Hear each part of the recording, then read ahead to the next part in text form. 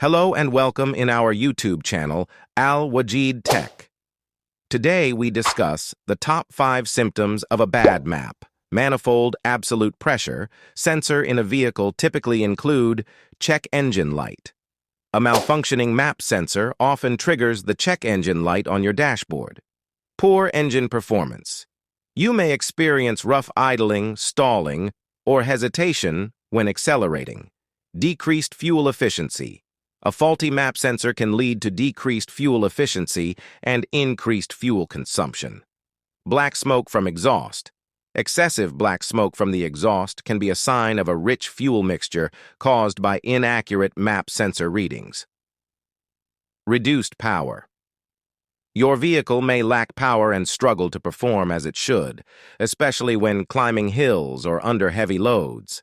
If you suspect your map sensor is malfunctioning, it's essential to have it diagnosed and replaced by a qualified mechanic to prevent further engine problems.